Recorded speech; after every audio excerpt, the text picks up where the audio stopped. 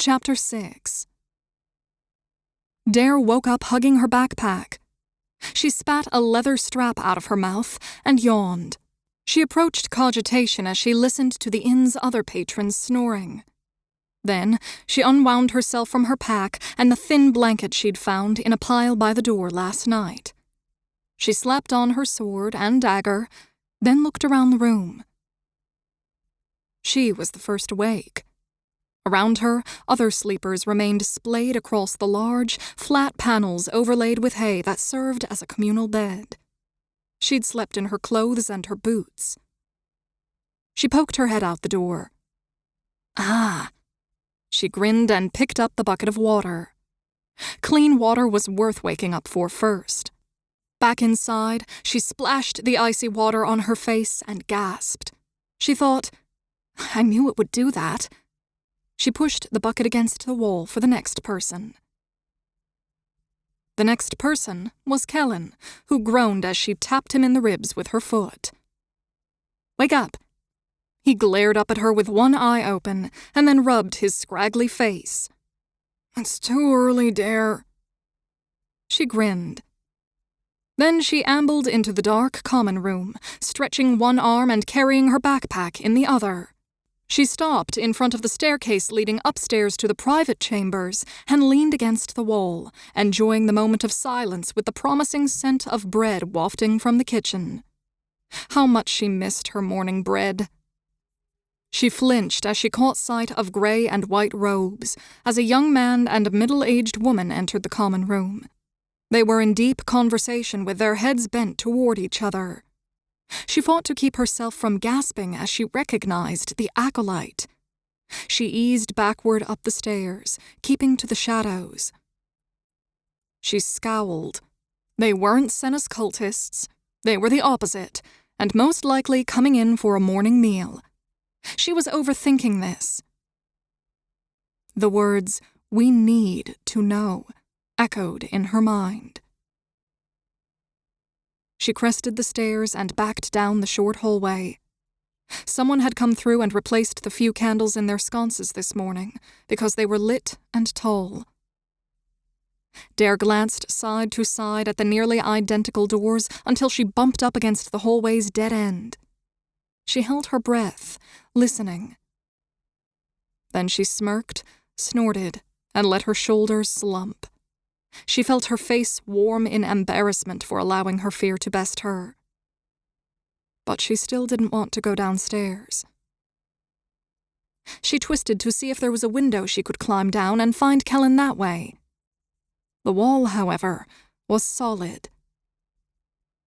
2 sets of footsteps creaked on the stairs. Dare grabbed the nearest door's latch. It rattled, but was locked. The footsteps were rising higher. She jerked toward movement on the other side of the hall. Someone was opening a door. She grabbed that latch and yanked. The door stuck halfway as the young man opening it froze. "Please," she hissed, glancing down the hallway. She could hear their voices clearly now and see the tops of their heads. The religious hardheads. Her mind snapped to blankness and she struggled to force out, "You know, the ones wearing temple robes." He opened the door and she dashed through it. She spun as he guided the door closed. He was a svelte young man about her age. Platinum blonde hair spilled out from under his green cap. A long, thin sword adorned his side. He glanced toward the door, his hand landing on the hilt of his sword. "They're disguising themselves?" Dare frowned. "Don't think so." She couldn't place his accent. It wasn't anything like hers or the others she had heard over the last day. "You said the cultists were dressed in temple robes." Her forehead wrinkled in confusion. A knock thundered on the door. A twin banging echoed from across the hall on another door. Her jaw clicked closed. The young man waved her to the side. He turned and cracked the door open. "Excuse me." Dare recognized the acolyte's voice. "We're in search of—" "Is it me?" "What? No, sir. Senna's followers have been. Then good day. He pressed the door shut. Dare breathed out. She shuddered as they knocked on the other doors. She couldn't perceive the conversations, but their tempos were grunted and short. Then she noticed the young man staring at her.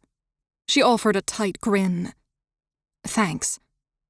He nodded in reply. Then he cocked an eyebrow at her. Her smile faltered. Silence descended. Dare twisted her foot against the floor. She slouched. I hope the Count opens his court early, because I'm absolutely ready to get out of the city. After a moment, he replied, Me too. He stared hard at her. I tried to find it last night, but I wasn't sure which castle it was. The sun was fast setting, and the mood of this city is quickly darkening. It's the one with the falcon banner, she volunteered. He blinked as if in surprise. Thank you. Welcome. She shrugged. Why don't you come with us? He frowned. She heard heavier footsteps outside, along with the shuffling sounds of other people waking up. Dare? She heard through the wall. She grinned. Dare? Her rescuer repeated. That's me. She watched him as she moved toward the door. Oh.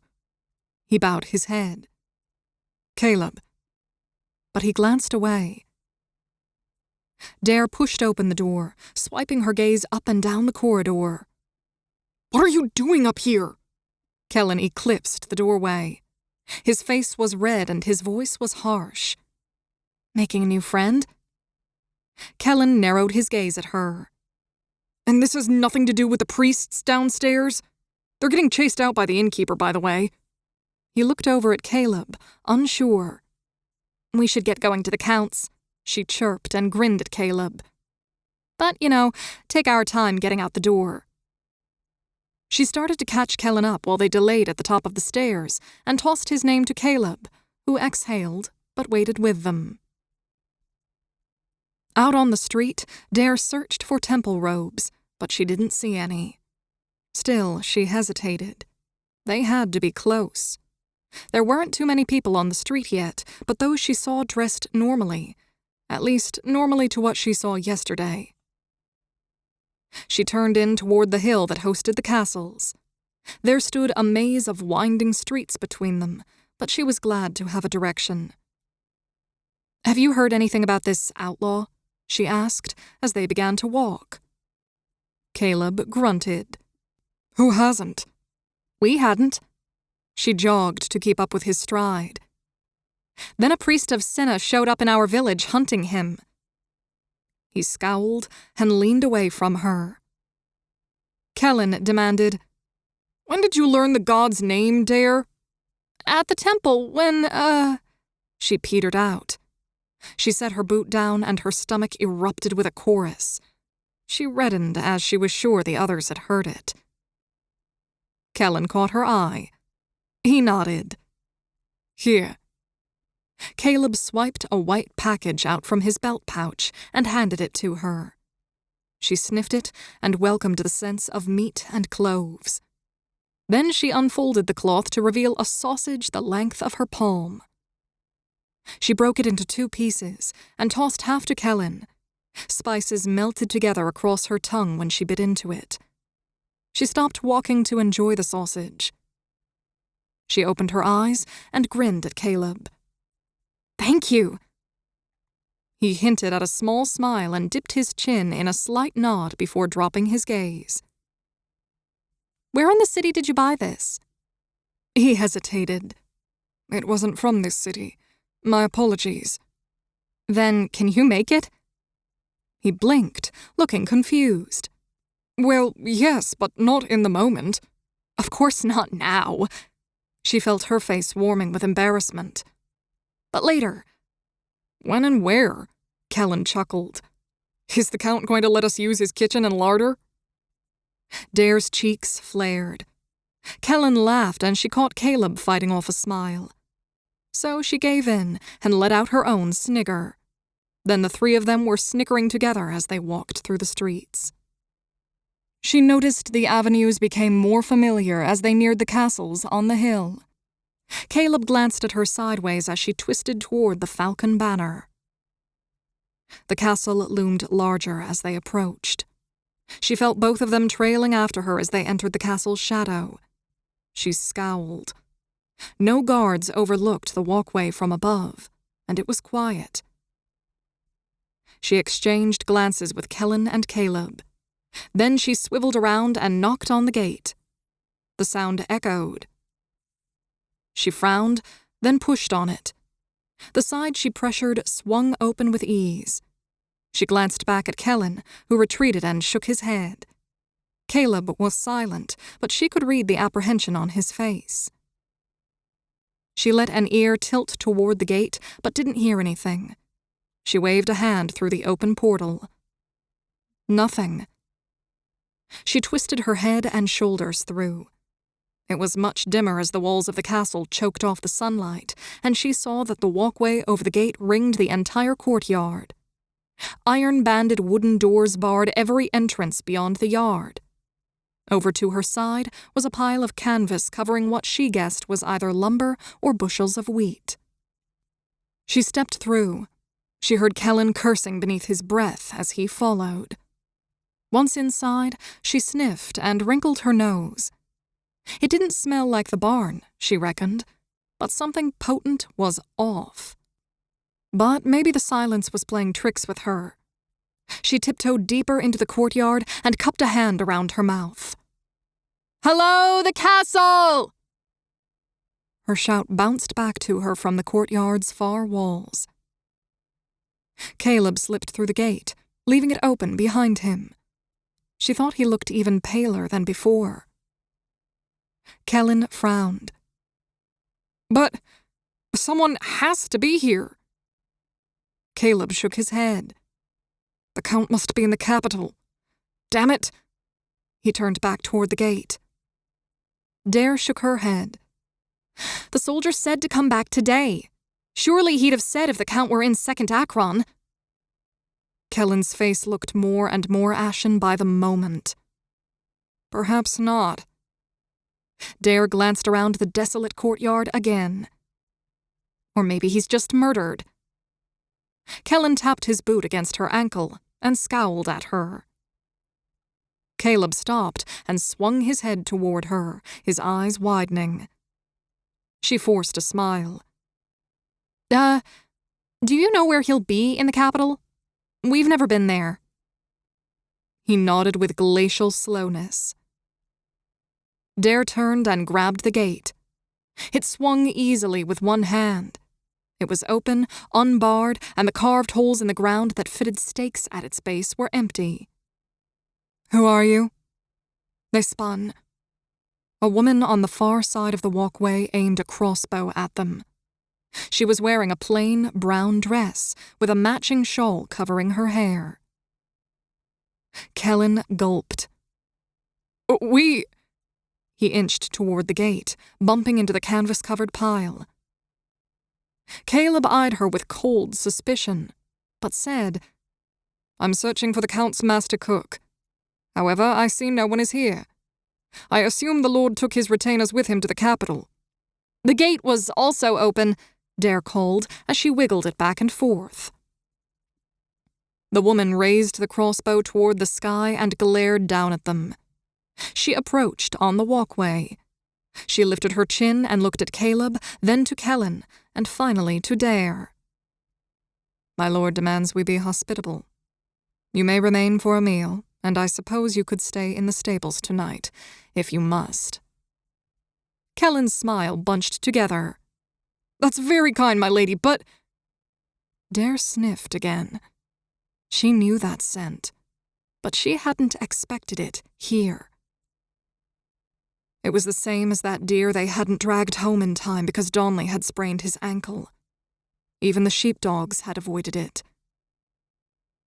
Keeping her eyes on the woman, she bent and ripped back the canvas.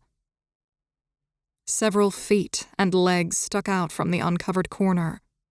The skin facing the sky was green and pale, but pooling blood had bruised the bottom halves of the visible flesh. Kelin's hand clawed at her shoulder as he hauled her toward the gate. Caleb was already flying through it. The woman shot her crossbow, and the bolt skidded across the courtyard stones where they had just been. Dare looked up as they emerged from the castle to see the woman running over the open gate. She was cupping her hands around her mouth and yelling. Dare couldn't make out the words, but everyone on the street turned to stare. She, Kelin, and Caleb froze. Her eyes slid to the left, then to the right. Curious people surrounded them, creating a roadblock of onlookers and leaving them no way to run. Dare found the sounds of the footsteps seemed louder than usual. Suddenly, everything was deafening and colors swam more sharply in her vision. She felt her throat drying, her legs went leaden, and her clothing seemed too tight. She focused on 4 men closing in. They dressed in mismatched heavy leathers, some brown or black, and others even a deep red. They drew swords. One of them nodded to the woman above, and Dare's shoulders pinched together as she realized they were trapped. She eyed the approaching fighters. She couldn't see any insignia, and they weren't in uniform. Then she saw the sweat shining on Kelin's forehead. He looked over at her and swallowed. "We can make it, right?" She didn't answer. Her hand fell to her hilt as the men advanced. Beside her, she caught Caleb glancing behind toward the castle, but Dare could no longer see the woman. Her head swung back to the warriors. This wasn't how things were supposed to go. Then again, she'd never been in a fight before, not like this, so maybe she didn't know how things actually fell into place. She inhaled and steeled herself. She stepped forward and locked her gaze onto the fighter at the head of the pack. "I'm not sure whose misunderstanding this is, but it's not ours. We're just leaving." He sneered. They didn't slow. Dare tried to jerk her sword free, but it stuck about halfway out, just as the nearest warrior raised his blade toward her throat. As she heaved to draw her sword, she had to confirm to herself that this was happening.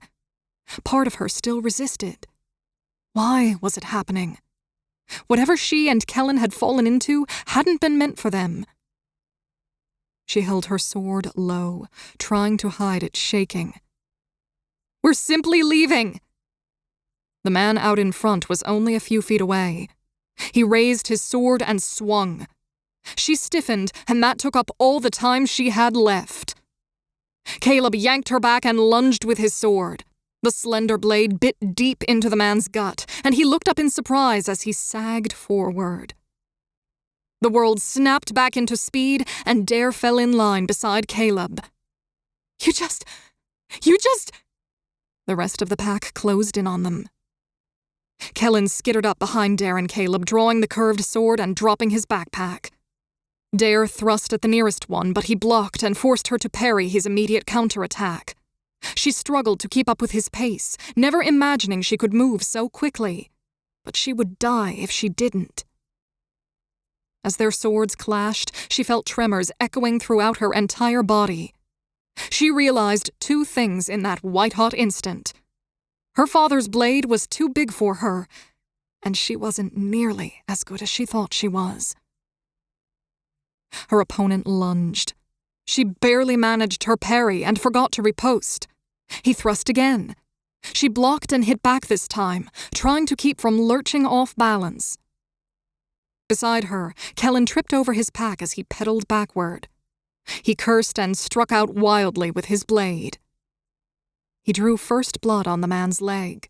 His enemy must have expected a complicated move from the single-edged, curved sword, and he almost missed batting down the straight thrust, and Kelin was able to pierce his leg.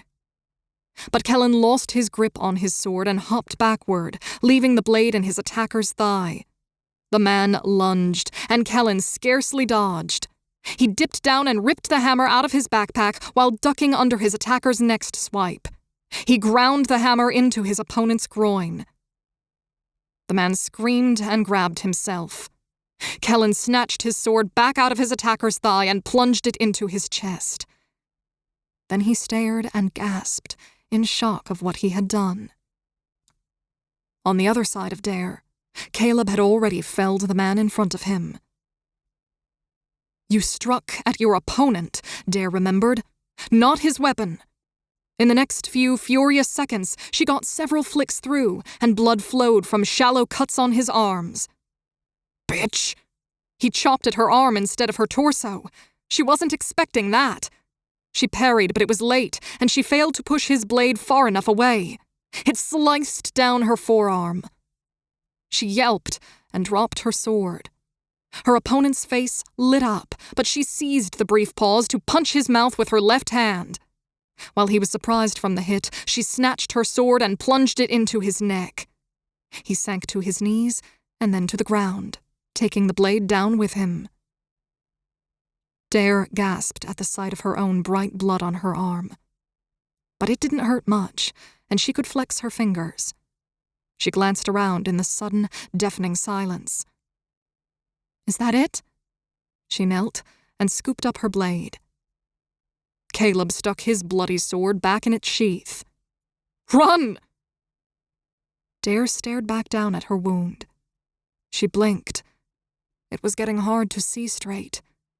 Her arm was both burning and felt as though it were floating several inches above where it was. Huh? He grabbed her shoulder and pulled. Run! She let him drag her along, but a hand snatched her ankle and held her in place. She looked down at one of the fighters. Blood was pooling in the street near his stomach, but his grip was still strong. His face pinched tight in pain, and he squeezed his eyes shut as he heaved for breath. She stuck the point of her sword at the man's throat, but stopped. They were no longer in combat. His eyes sprang open. Blood leaked from his lips as he hissed, "The sword of Senna will cut you down." Caleb threw his hands on top of hers and slammed her sword down through the man's neck. She flinched when she felt it strike the street below. "Run!" he bellowed into her ear.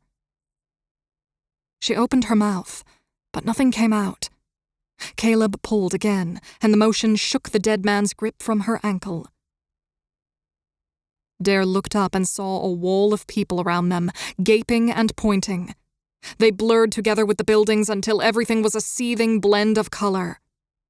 In the distance, she heard the city's bell ringing in alarm. She started to sway. Back home, a bell meant a flood or a fire. Or a funeral, she recalled with a shiver. She'd never killed before. It had happened so fast, she had to react, just had to survive. Now she was standing over the bodies of the slain. But they had been fighting, breathing, less than a minute ago. She reeled from a sudden slap across her face and swung her sword up in reflex. Caleb swam into focus. He tightened his grip on her non-bleeding arm and dragged her behind him. Kelin tripped over his backpack as he turned to flee. Caleb let go of Dare, and the three of them thundered down the street. Shouts and yells echoed after them. Dare glanced over her shoulder. More men with swords were giving chase. She couldn't figure out if they were city guards or more of Senna's followers. What were the cultists even doing there at the castle? But the question faded in the wake of their sprinting footsteps. Caleb spun into an alley. Kelin tried to make the turn and crashed into Dare. She gasped and rebounded off the wall. But she regained her balance and hauled Kelin after her. Caleb was already at the end of the short alley. Dare tripped and stumbled for balance as she moved to follow him when he turned back around. She watched him glance back toward the thoroughfare. He ducked deeper into the alleys, and they followed. Then he stopped, raised a knee, and cupped his hands above it. Up! Dare shoved her sword back into its sheath. What? Up! Now! She put her foot in his hands, and he flung her up onto the thin wooden planks above. She rolled back to the edge and lowered her good arm down to Kelin. With her pulling and Caleb pushing, he clambered onto the roof. She froze as the wood bent beneath their weight. Kelin jerked, tense. If we even breathe too much... Dare cast him an uneasy glance and threw a hand down over the edge. Caleb shook his head. No! Other hand! Other hand! Then she saw the bright red painting her skin and realized she had thrown down her injured arm without thinking about it. She heard heavy footsteps pounding down a nearby alley. Caleb grabbed her bleeding arm and jumped. She gasped at the weight on her injury and felt his hands slipping on her blood. But he was up onto the roof with amazing speed. Dare dropped back away from the edge, clutching her injured arm. She wheezed. Don't move, Caleb mouthed. Below them, they heard the rhythm of boots slowing to a stop. Someone growled, Damn this maze. They came this way. Look for more blood. You three, that way. The rest of you, follow me.